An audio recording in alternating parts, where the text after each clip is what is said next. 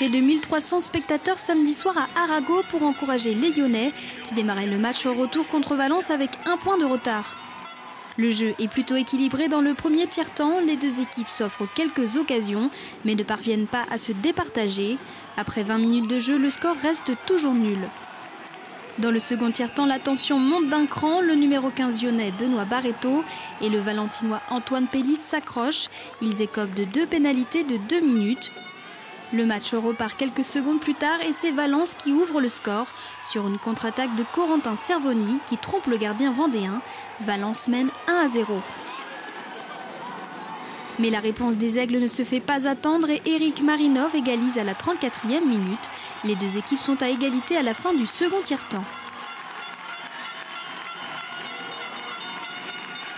Dans la dernière période de jeu, les Valentinois se montrent toujours dangereux. Les occasions se multiplient et c'est à la 41e minute que le numéro 77, Alexis Pellis, offre le second point pour Valence.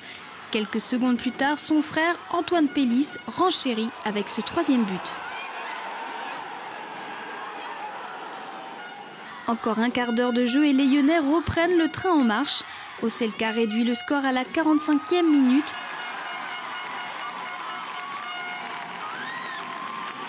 Mais les espoirs des Lyonnais sont de courte durée. Valence inscrit son 4e but.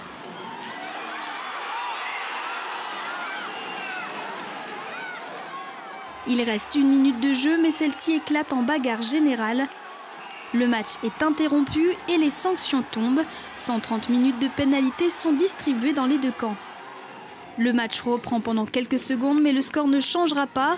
Valence s'impose 4-2 et se qualifie pour les quarts de finale des playoffs. Une défaite au goût amer pour les Lyonnais, jusque-là invaincus à domicile. On a perdu 1-0, mais on avait quand même 60 minutes à tourner le score. Après, on a marqué que 2 buts. Avec 2 buts, quand on encaisse 4, c'est difficile à gagner. Pour moi, la plus grosse victoire, plus belle victoire cette saison, c'était qu'on avait un public fidèle. On avait les gens qui sont là à chaque match. On avait les grades en plein, il y avait l'ambiance. Pour moi, c'est ça ce que je retiens de cette saison. Je pense que l'équipe de La Roche-sur-Yon était très frustrée de perdre chez eux leur première défaite à domicile cette saison. Ils ont fait une très grosse saison cette année, enfin 100% de victoire à domicile.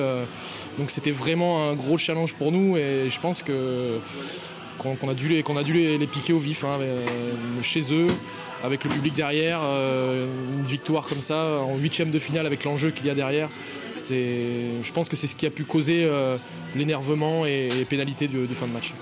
La saison se termine en 8e de finale pour le Hogli, mais les hockeyeurs peuvent compter sur leur public pour se consoler, qui à chaque saison est de plus en plus nombreux.